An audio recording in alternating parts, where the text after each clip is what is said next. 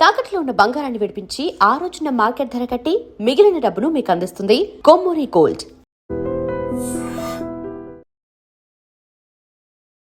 నమస్కారం, welcome to I dream. ధర్మ మార్గం విత్ విజిత కార్యక్రమానికి స్వాగతం.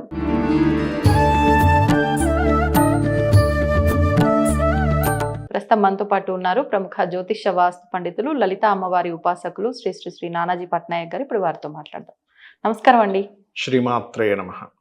లలితా సహస్రనామ పారాయణం మన గతంలో కూడా చేయడం జరిగింది. అయినా మళ్ళీ చాలా మందికి సందేహాలు ఉన్నాయి ఆ విషయం పైన. అసలు లలితా సహస్రనామ పారాయణం అనేది ఎందుకు చెయ్యాలి, ఎవరు చెయ్యాలి, చేయటం వల్ల కలిగే ఫలితం ఏంటి, మరి ఫలితం ఆశించి చేసేదానికన్నా ఫలితం ఆశించకుండా చేస్తే ఇంకా బాగుంటుంది అంటారు. ఈ లలితా సహస్రనామాలు కూడా అలాగే ఫలితం ఆశించకుండా చేయాలా, ఫలితం ఆశించి చేయాలా, వాటి గురించి వివరించండి. ఒకటి, ఏ దేవత ఆరాధన అయినా కానీ ఫలితం ఆశించకుండానే చేయమని చెప్తుంది శాస్త్రం. ఆఖరికి మన భగవద్గీతలో కూడా శ్రీకృష్ణ పరమాత్మ మీరు పత్రమైనను పుష్పమైనను ఫలమైనను ఉదకమైనను ఫలాపేక్ష రహితంగా ఎవరైతే నాకు సమర్పిస్తున్నారో వాటిని నేను ప్రీతిగా స్వీకరిస్తున్నాను అంటాడు.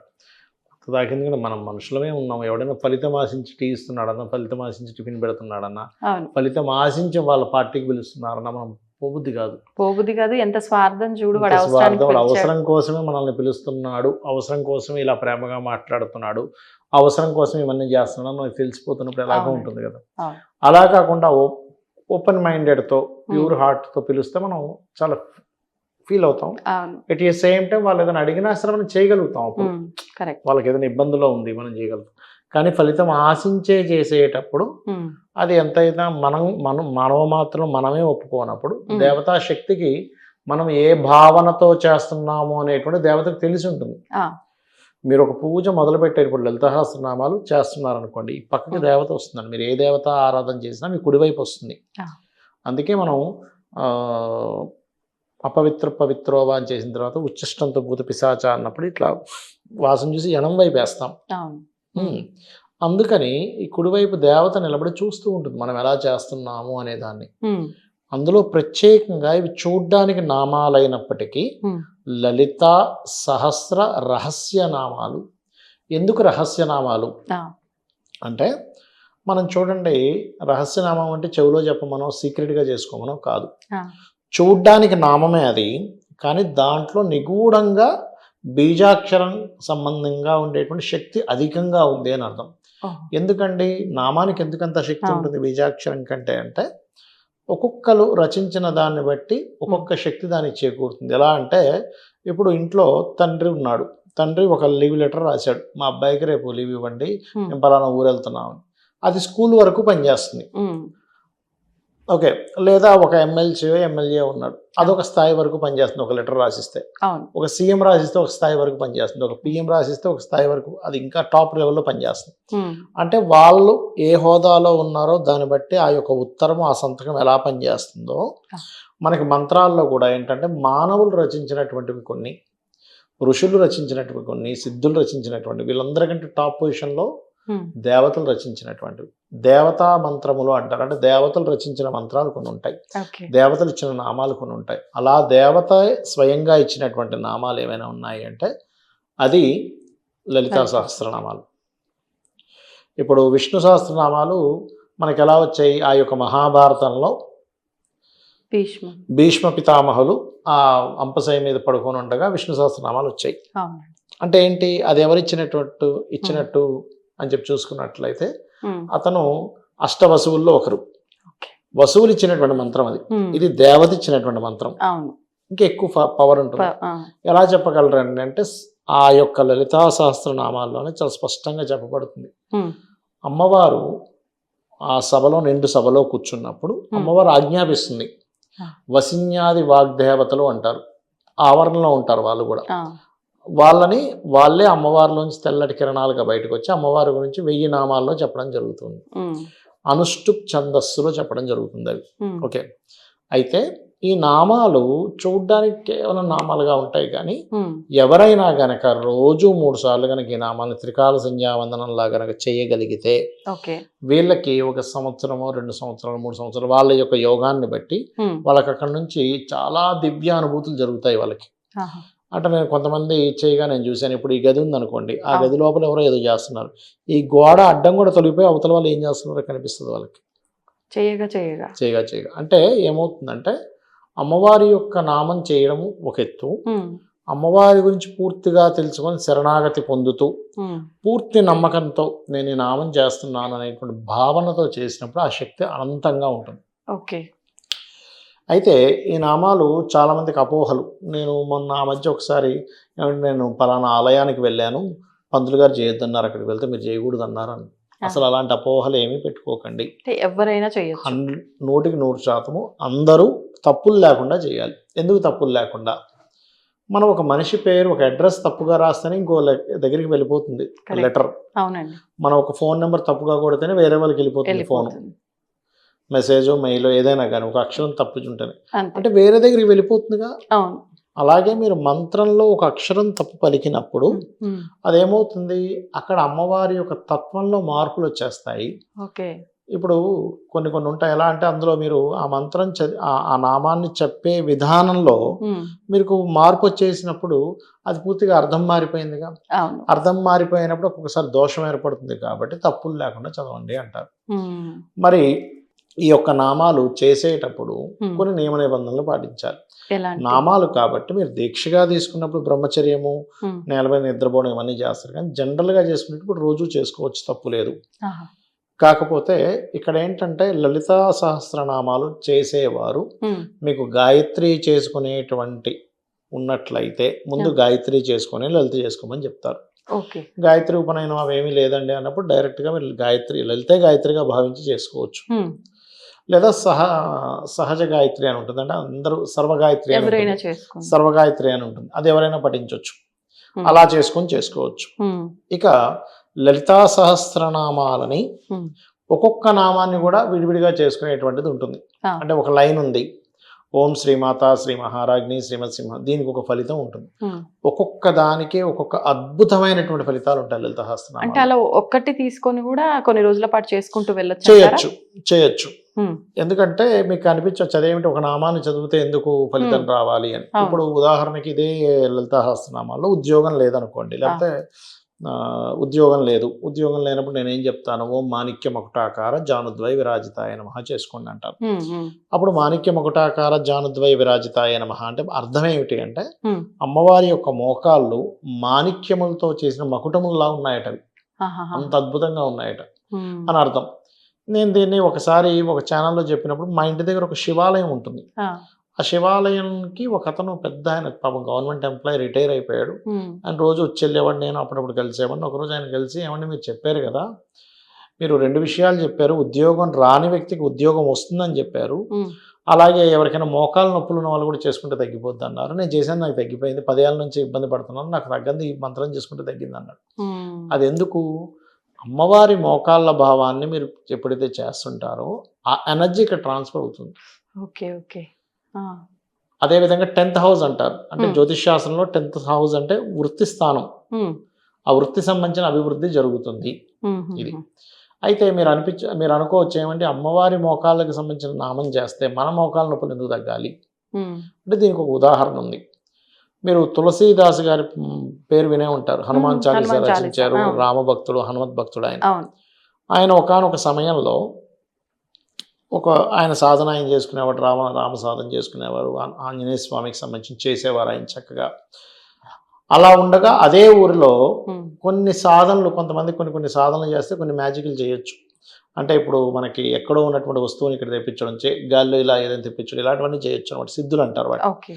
అలా కొన్ని సిద్ధులు పొందినటువంటి ఒక వ్యక్తి అలా చేస్తూ ఉంటే వల్ల రేపు మనకి తెలియదు ఏముంది, ఏదైనా సిద్ధులు చేస్తున్నట్టు అతనే దేవుడు అనుకుని వెళ్ళిపోతారు జనాలందరూ.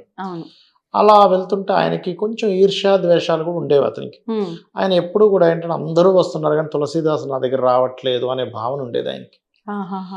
అప్పుడు ఆయన ఏం చేశాడంటే ఇతను రావాలంటే ఈయనకి ఏదో ఒక ప్రయోగం చేస్తే అప్పుడు నా దగ్గరికి వస్తాడని భావన కలిగి ఆయనకి ఒక క్షుద్ర ప్రయోగం చేస్తాడు. చేసినప్పుడు ఆయన మొత్తం ఒంటి నిండా చిన్న పొక్కుల్లాగా వచ్చేసి చేతులు మొత్తం ఇలా స్తంభించిపోయాయి, బాహువులు. అప్పుడు అతను ఏం చేస్తాడంటే హనుమత్ బాహు అని ఉంటుంది ఒకటి. ఆంజనేయ స్వామి బాహువులకు సంబంధించిన ఒక నామం Okay. ఒక హనుమాన్ చాలీసా లాగే ఉంటుంది శ్లోకమా? శ్లోకం. ఓకే. అది చేశాడు. చేసినప్పుడు ఆయన బాహువులు క్లియర్ అయ్యాయి. ఇప్పుడు ఏం జరిగినట్టు, ఆంజనేయ స్వామికి సంబంధించిన బాహువులు చేస్తే ఇతని బాహువులు క్లియర్ అయ్యాయి. అదే విధంగా ఆ రోజు ఆ మనిషి 72 ఏళ్ళ వ్యక్తి అండి, ఆయన నాకు చెప్పాడు. చెప్పి నాకు 10 ఏళ్ళ నుంచి పోతుంది, ఇది చేయంగానే పోయింది అన్నాడు. ఎంతకాలం చేశాడట ఆయన? ఆయన 2-3 నెలలు చేసి ఉంటాడు. 2-3 నెలలు. ఓకే. ఎంతకాలం అని నేను అడగలేదు. పోయిందనండి, అదే సంతోషం. అంతే, అవునండి. ఇంకెన్ని ఆ కాలం ఏజ్ లో చేసావు, మళ్ళీ ఎన్ని నిమిషాలు చేసావు, 8 గంటలు చేసావు అని అక్కర్లేదు కదా. చెప్పాడు. మా ఇంటి పక్కన ఒక 2-3 ఇళ్ళు దాటిన తర్వాత శివాలయం ఉంది, అక్కడ చెప్పాడు అనమాట. అంటే ఏంటి, మన శరీరం ఏదైతే ఉంటుందో భగవత్ శరీరం అంతా కూడా, అమ్మవారి శరీరం అంతా మంత్రమయములు. అది ఎవరైతే ఆ భావనతో చేస్తారో ఇక్కడ ఉండేటువంటి దోషం పోతుంది. ఇంకోటి, లలితా సహస్రనామాలకు ఉన్న గొప్ప విషయం ఏంటంటే, మనం ఇప్పుడు ఈ జన్మలో ఏదైతే మనం ఇబ్బంది పడుతున్నామో, ఇవన్నీ పూర్వజన్మల్లో మనం చేసుకున్న ఒక ఇబ్బంది పడుతున్నా, ఒక మంచిది అనుభవిస్తున్నా పాప పుణ్య కర్మలే. ఈ పాప కర్మ అనేటువంటి దగ్ధం కాకపోతే మనం చేసే ప్రయత్నం ఫలించదు. ఆ రకంగా ఆ లలితా అమ్మవారి యొక్క నామాల్లో ఒక్క నామం మీరు చేసినా, మీరు ఎన్ని వందల జన్మల నుంచి వేల జన్మల నుంచి ఉన్న పాపాలన్నింటినీ కూడా దగ్ధం చేసి మళ్ళీ వచ్చి నిలబడుతున్నాడు. ఓకే. ఒక నిప్పు కనుక ఎలా అయితే దూది కొండని కాల్చేస్తుందో, అలా ఒక్క నామం దూది కొండంత ఉండేటువంటి మీ యొక్క పాపాన్ని దగ్ధం చేస్తుందని చెప్తారు శాస్త్రంలో. కాబట్టి ఇది ఏంటంటే, భక్తి శ్రద్ధలతో నమ్మకంతో కనుక ఎవరైతే చేస్తారో మొత్తము చేయొచ్చు. లేదు మొత్తం రాదండి, నాకు ఏదో ఒక నామం పట్టుకొని చేస్తాను చేయాలంటే ఎంత టైం పడుతుందండి? సరిగ్గా 25 నిమిషాలు 30 నిమిషాలు పడుతుందండి. ఎందుకంటే కొంతమంది ఫాస్ట్ గా చదివే వాళ్ళు 20 నిమిషాలు కూడా చదివే వాళ్ళు ఉంటారు. చేస్తూ అలవాటు ఉంటే ఫాస్ట్ గా చదివేసే వాళ్ళు ఉంటారు. కాకపోతే ఇక్కడ ఏంటంటే భావన ముఖ్యం. భవానీ భావనాగమ్య భవారణ్య కుటారిక అని ఉంటుంది అందులో. అదేవిధంగా భక్తి గమ్య భక్తి వస్య అని కూడా ఉంటుంది. అంటే భక్తికే ఆవిడ వశ్యం అవుతుంది.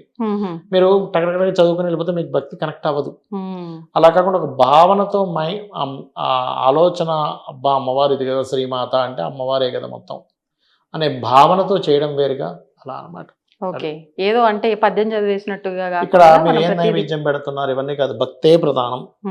అమ్మవారు ఉంది, అంతా శరణాగతి అవ్వగలగాలి. మనం ఏదైనా ఒక దేవతామూర్తిని పట్టుకొని ఒక సాధన చేస్తున్నప్పుడు అనేకమైనటువంటి ఒడిదుడుకులు వస్తాయండి వాళ్ళ జీవితంలో. అప్పుడు కూడా మీరు వదలకుండా ఉండగలరా? ఒక స్టేజ్కి వెళ్తుంది, ఏమిటిది చేస్తుంటే ఇదేంటి ఇలా అవుతుంది అనేటువంటి సందర్భాలు చూసిన వాళ్ళని నేను చూశాను. ఇబ్బందులు ఎక్కువగా అనిపిస్తుంటాయి. లలిత చేస్తే ఇబ్బందులు వస్తాయని చెప్పట్లే. ఏ సాధనలో అయినా ఒక తారాస్థాయికి వెళ్ళినప్పుడు నిజంగానే అంత పట్టుకొని ఉండగలరా లేదా అని దేవత పరీక్షిస్తుంది. అది పరీక్ష అందరికీ జరగదు, కోటిలో ఒకరికి జరుగుతుంది, అందరికీ పరీక్ష జరుగుతుంది అనుకోకూడదు. లేదా ఒక్కొక్కసారి ఏమవుతుందంటే, వీళ్ళు ఇది చేసుకుంటే క్లియర్ అయిపోతుంది సమస్య, అప్పుడు కర్మ అడ్డుపడుతూ ఉంటుంది ఏదో కారణం చేత. అప్పుడు ఆ కర్మ అడ్డుపడుతున్నా, లేదు నేను అమ్మవారి శరణాగతి పొందాలి, అమ్మవారి తప్పితే మరొకటి లేదు అనే భావనతో ఎవరైతే గట్టిగా పట్టుకొని ఉంటారో ఇంకా అది తొలగిపోతుంది. మళ్ళీ అది కొద్ది రోజులే, మళ్ళీ పెద్ద ఇబ్బంది ఏమి ఉండదు. కాకపోతే తప్పులు లేకుండా వేరే సైడ్ కాన్సన్ట్రేషన్ పోకుండా, ఇది మాలా మంత్రము అంటారు. అంటే ఇప్పుడు ఒకే అక్షరంతో ఉండే మంత్రాలు, 2 అక్షరాలతో ఉండే మంత్రాలు, 6 అక్షరాలు దాటిన మంత్రాలు ఇలా ఉంటాయి. వీటిని మాలా మంత్రం అంటారు. అంటే 1000 నామాలు కదా, ఇన్ని అక్షరాలు కదా, అందుకని దీన్ని మాలా మంత్రం అంటారు. ఇది రహస్య నామాలు, అంటే మీకు బయటికి చూడడానికి నామంలా ఉన్నా లోపల బీజాక్షరం. అందుకని అందరూ చేయొచ్చు, వీళ్ళు చెయ్యొచ్చు వీళ్ళు చేయకూడదు అనేటువంటిది లేదు, గుర్తుపెట్టుకోండి. ఇప్పుడు ఒక రోజు ఒక సమయంలో చేసాము అంటే మరుసటి రోజు కూడా అదే సమయంలో ఒకటండి. ఎప్పుడైనా సరే ఎవరైనా సరే ఏదైనా ఒక నామాన్ని ఒకే సమయంలో చేయడం మంచిది. ఒక జపం చేసినా ఏం చేసినా దేవత ఆ సమయానికి అలవాటు పడింది, మీరు ఏదైనా పెట్టారు స్వీకరించింది. ఎందుకంటే మీరు ఒక నామం లలితా సహస్రనామాలు చేశారు, అమ్మవారికి నైవేద్యం పెట్టారు, హారతి ఇచ్చారు, అన్ని చేశారు, అది అమ్మవారు స్వీకరిస్తుంది. స్వీకరించింది అంటే దేవత రుణం ఉంచుకోదు. ఒక నమస్కారం ఇలా చేసినా స్వీకరించిందంటే ఎప్పుడు స్వీకరించాలి? మీరు మనస్ఫూర్తిగా ఇస్తే స్వీకరిస్తుంది. ఇప్పుడు మీరే ఉన్నారు, ఒక దగ్గరికి వెళ్ళారు, వాళ్ళు మనస్ఫూర్తిగా ఏం పెట్టరు, మనకి ఏదో నామకే వాస్తే ఇచ్చారు అన్నప్పుడు మీకు తాగుబుద్ధి కూడా కాదు. టీ అక్కడ ఏదో ఇచ్చారులేని పక్కన పెట్టేస్తారు. లేదండి నాకు కొంచెం పడట్లేదండి ఈ మధ్యన, ఏదో అబద్ధం చెప్పి వచ్చేస్తారు. స్వీట్లు తినట్లేదు అంటారు, హార్ట్ ముట్టుకోవట్లేదు అంటారు, నోరు మండింది అంటారు, ఏదో చెప్పి వచ్చేస్తారు. మరి అలాంటప్పుడు దేవత ఎందుకు స్వీకరిస్తుంది? ఒకటి మీరు బాగా అర్థం చేసుకోవాలి. నేను లలితా సహస్రనామాలు చేస్తున్నాను, ఈ నామాలు అమ్మవారు ఎందుకు స్వీకరించాలి? భక్తి లోపం అయితే స్వీకరించదు. భయంతో చేయకండి. భయం మా అమ్మ దగ్గర భయం ఎందుకు? ఉమ్. అమ్మ దగ్గర భయపడతామా ఎవరైనా? భయపడం.